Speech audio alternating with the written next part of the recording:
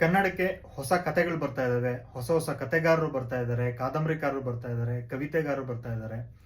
So ಈಗಿನ generation ಏನಿದೆಯಲ್ಲ, so ಇದು ಬಹಳ ಸ್ಪೀಡ್ ಜನ್ರೇಷನ್. ಅಂದರೆ ಬೇಗ ಬೇಗ ದುಡ್ಡು ಮಾಡಬೇಕು, ಬೇಗ ಬೇಗ ಬೆಳಿಬೇಕು, ಬೇಗ ಬೇಗ ಎಲ್ಲವನ್ನು ಅನುಭವಿಸ್ಬಿಡ್ಬೇಕು ಅನ್ನೋವಂಥ ಒಂದು ಸ್ಪೀಡ್ ಯುಗದಲ್ಲಿ ಕಥೆಗಳನ್ನ ಬರಿಬೇಕು, ಕಾದಂಬರಿ ಬರಿಬೇಕು, ಅಥವಾ ಸಾಹಿತ್ಯದ ಜೊತೆ ಗುರುತಿಸ್ಕೋಬೇಕು ಅನ್ನೋವಂಥ ವಿಚಾರಗಳೇ ಬಹಳ ವಿಶೇಷ ಅನ್ಸುತ್ತೆ. ಯಾಕೆ ಅಂತ ಹೇಳಿದ್ರೆ ಯುವಕರು ಓದೋ ವಿಚಾರದಲ್ಲೇ ಬಹಳ ದೂರ ಉಳಿತಾ ಇದ್ದಾರೆ ಅನ್ನೋ ಒಂದು ಮಾರ್ಕೆಟ್ನ ಅನಲೈಸಿಸ್ ಅಲ್ಲಿ ನೋಡಿದ್ರೆ, ಕತೆಗಳನ್ನ ಯಾವ ವಿಚಾರದಲ್ಲಿ ಯಾವ ಹಿನ್ನೆಲೆನ ಇಟ್ಕೊಂಡು ನಾವು ಕತೆಗಳನ್ನ ಬರೀಬೇಕು, ನಮ್ಮ ಕತೆಗಳನ್ನ ಹೇಳ್ಕೋಬೇಕು ಅಂತ ಅವ್ರಿಗೆ ಅನ್ಸುತ್ತೆ ಅನ್ನೋದು ಬಹಳ ಮುಖ್ಯ.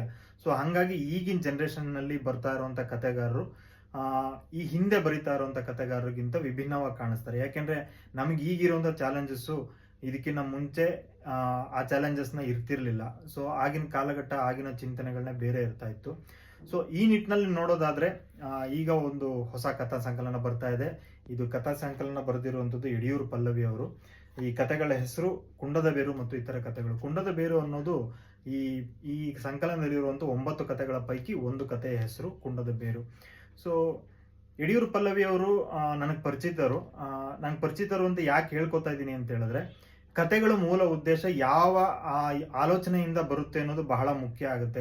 ಒಬ್ಬ ಕತೆಗಾರ ಯಾವ ಉದ್ದೇಶದಿಂದ ತನ್ನ ಕತೆಗಳನ್ನ, ಯಾವ ಆಲೋಚನೆಗಳಿಂದ ತನ್ನ ಕತೆಗಳನ್ನ ಹೇಳ್ಕೋಬೇಕು ಅಂತ ಬಯಸ್ತಾನೆ ಅನ್ನೋದು ಇದೆಯಲ್ಲ, ಅದು ಬಹಳ ಮುಖ್ಯ.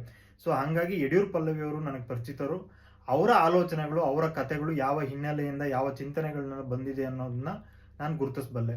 ಸೊ ಈ ನಿಟ್ಟಿನಲ್ಲಿ ನೋಡೋದಾದ್ರೆ ನನಗೆ ಈ ಕಥಾ ಸಂಕಲನ ಸ್ವಲ್ಪ ವಿಶೇಷ ಅನ್ಸುತ್ತೆ. ಸೊ ವಿಶೇಷ ಅಂತ ಯಾಕೆ ಅನ್ಸುತ್ತೆ ಅಂದ್ರೆ, ಈಗ ನೀವು ಅವರು ಅರ್ಪಣೆ ಮಾಡಿರೋದ್ರಲ್ಲೇ ನಿಮ್ಗೊಂದು ಹೊಸತನ ಅನ್ಸುತ್ತೆ ನೋಡಿ.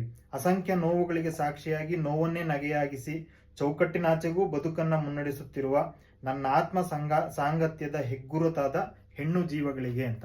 ಸೊ ಈ ಅರ್ಪಣೆನೇ ಈಗಿನ ಜನರೇಷನ್ ಅಲ್ಲಿ ಯಾವ ಮಟ್ಟದಲ್ಲಿ ಹೇಳ್ತಾ ಇದೆ ಅನ್ನೋದು ವಿಶೇಷ ಅನ್ಸುತ್ತೆ. ವಿನಯ ಒಕ್ಕುಂದ ಅವರ ಮುನ್ನುಡಿಯಲ್ಲೂ ಕೂಡ ಅವರು ಇದನ್ನೇ ಹೇಳಿದ್ದಾರೆ, ಈ ಕತೆಗಳ ಮೂಲ ಬೇರು ಹೆಣ್ತನದ ವಿಚಾರದಲ್ಲಿ ಅಡಗಿದೆ ಅನ್ನೋಂತ. ಸೊ 9 ಕತೆಗಳ ಈ ಪುಟ್ಟ ಸಂಕಲನ ಇದು ಬಹಳ ವಿಶೇಷವಾಗಿದೆ. ನೀವೆಲ್ಲರೂ ಓದ್ಬೋದು. ನಮ್ಮ ಬೀಟಲ್ ಬುಕ್ ಶಾಪ್ನಲ್ಲಿ ಈಗ ಲಭ್ಯ. ನಿಮ್ಮ ಮನೆ ಬಾಗಿಲಿಗೆ ತರಿಸ್ಕೋಬೇಕಂದ್ರೆ ದಯವಿಟ್ಟು ನಮ್ಮ ಮೊಬೈಲ್ ನಂಬರ್ಗೆ ವಾಟ್ಸಪ್ ಮಾಡಿ, ಅಥವಾ ನಮ್ಮ ವೆಬ್ಸೈಟಲ್ಲಿ ಆರ್ಡರ್ ಮಾಡಿದ್ರು ಸಾಕು, ನಾವು ಕಳಿಸ್ಕೊಡ್ತೀವಿ. ಈ ಕತೆಗಳ ಓದಿನ ಖುಷಿ ನಿಮ್ದಾಗಲಿ ಅಂತ ಹಾರೈಸುತ್ತಾ ಈಗಿನ ವಿಡಿಯೋ ನಾನು ಮುಗಿಸ್ತಾ ಇದ್ದೀನಿ. ಧನ್ಯವಾದ.